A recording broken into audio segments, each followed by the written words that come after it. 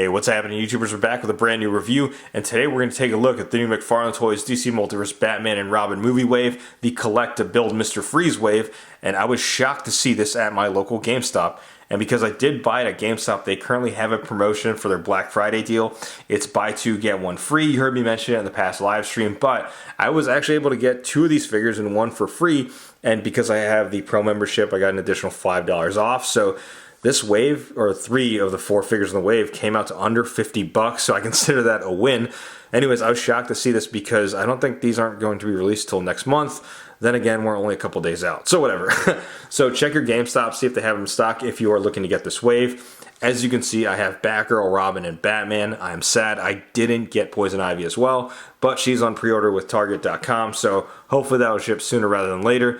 I'm not going to delve into the boxes, but one thing I do want to mention is it's interesting to see them using red for the side of the box and then a little bit on the front. I'm all for trying new things with the design of the boxes.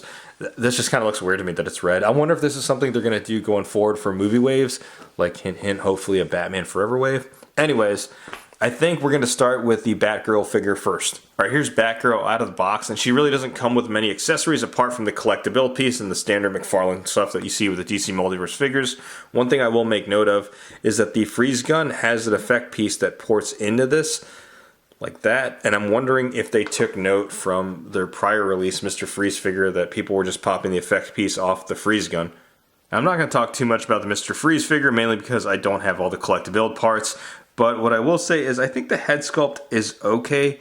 In certain angles it does resemble Arnold, but in other angles you really can't tell that it's him. But let me know what you think in the comments below.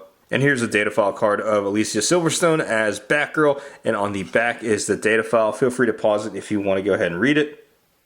Alright, now we're going to take a look at the figure itself, and we'll get started with the head sculpt first. And just like Mr. Freeze, under certain angles you can see Alicia Silverstone's likeness in there, so the head sculpt looks okay. One thing that really stands out to me is the coloring in her hair sculpt. I don't really like it. I understand what they were going for, but the execution just wasn't there in my opinion. So kind of like in her hair in this photo card here in the data file, the roots are darker in here closer to the scalp, and then as it goes out it's blonde. I get they're trying to go for that look on here, but to me it just, the colors just look too mismatched, and I don't know. Let me know what you think in the comments, but I just don't think the execution was there. I understood what they're going for. The hair sculpt looks nice, but paint application on it doesn't really look that good. And when taking a look at the rest of the figure, it is movie accurate. I had to look up a couple movie stills and a couple promo shots of the Batman and Robin movie posters. And yeah, in terms of her suit, it is pretty much spot on to what we saw in the movie.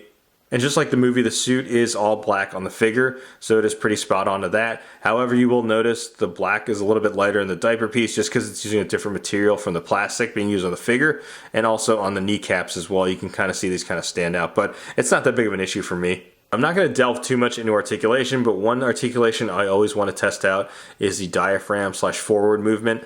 So that's how it is right now. So going forward, she actually does get a decent amount of range, and that's actually really impressive for a DC Multiverse figure to get that much of an ab crunch. In addition to that, of course, she also has double jointed elbows and double jointed knees, so you can get her in dynamic poses, but I am actually impressed to see that Batgirl has that much range forward, because we don't normally see that with the line, so that's awesome to see. And when taking a look at the cape, I do like the aesthetic. They were able to mimic that pleather / leather look, and I'm glad it's not windswept towards one direction like we've seen before. It is kind of static with a little bit of flare on the bottom of it. Alright, next we're going to take a look at Robin. Alright, here's Robin out of the box, and just like Batgirl, he doesn't really come with many accessories apart from the collect-to-build piece, which are going to be both arms of Mr. Freeze and these frozen effect pieces that will go onto the figures, which I think is cool. It'll make for like great toy photography shots. Here's the data file card of Chris O'Donnell's Robin, so you see the image right there. On the back is a data file. Feel free to pause it if you want to go ahead and read it. And when taking a look at the figure, we started with the head sculpt first, and to me, that's Chris O'Donnell. They did a fantastic job getting his likeness down in figure form. Then when taking a look at the rest of the figure, it is pretty movie accurate. He even has the freaking nipples on there. And everything else is pretty much black.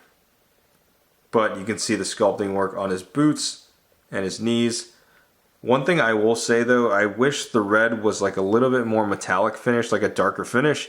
And I only say that because in the promo stills for the movie when he was wearing the suit, and in the movie itself, it was kind of like a red metallic finish.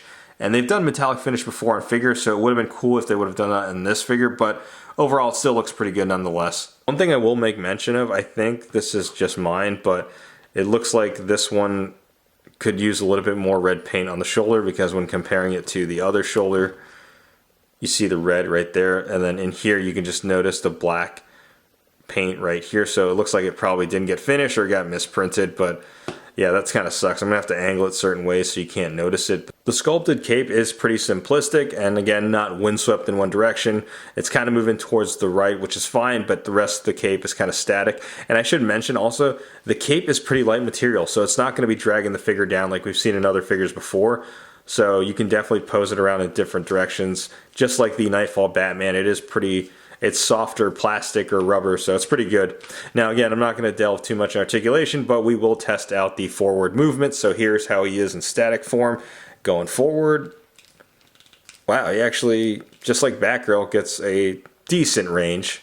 Not great, but a decent range for forward movement. The ball joint at the hip and the diaphragm joint, so, I mean, going back is no problem, but going forward, yeah, he gets a good range. Our last figure we'll take a look at is arguably the worst Batman in cinematic history, the George Clooney Batman. Alright, here's Batman out of the box, and just like the other two figures in this wave, doesn't come with any accessories apart from the collectible pieces for Mr. Freeze. And here's the data file card of the George Clooney Batman movie still right here. And on the back is the data file. Feel free to pause it if you want to go ahead and read it. So we're going to get started with the head sculpt first, and just like the Chris O'Donnell Robin figure, this head sculpt is spot on to George Clooney. You know, this entire wave, I haven't gotten Poison Ivy yet, but I would say this entire wave has probably the best live action likeness to the actors portraying the characters, because to me, in any angle and any lighting, that's definitely George Clooney's Batman. But let me know what you think in the comments below. As far as the cape goes, I really like this cape. It looks huge and looks like it could weigh down the figure, but this is actually a lighter material than what they've used before. It's definitely pliable and able to move around for toy photography shots and poses to get more dynamic shots out of it. Going forward, if they're going to do sculpted capes, make it more like this, because this is ideal, unlike the stuff we've seen on the Hush Batman where it just drags the upper torso down because of how heavy it is. I like this. Now, in terms of articulation, like I did with the other two figures, we're just going to test out the diaphragm joint and the ball joint at the hip. So going forward, wow, that's also good range for Batman. So you'll definitely be able to get this Batman in good range. It's good to see that the movie, the entire wave so far, has good forward movement. That remains to be seen if all the figures have them, though, because I still have to get that Poison Ivy one, but that's good to see. Alright, here are all three figures together in live action form, and my overall thoughts on these figures, I like them a lot.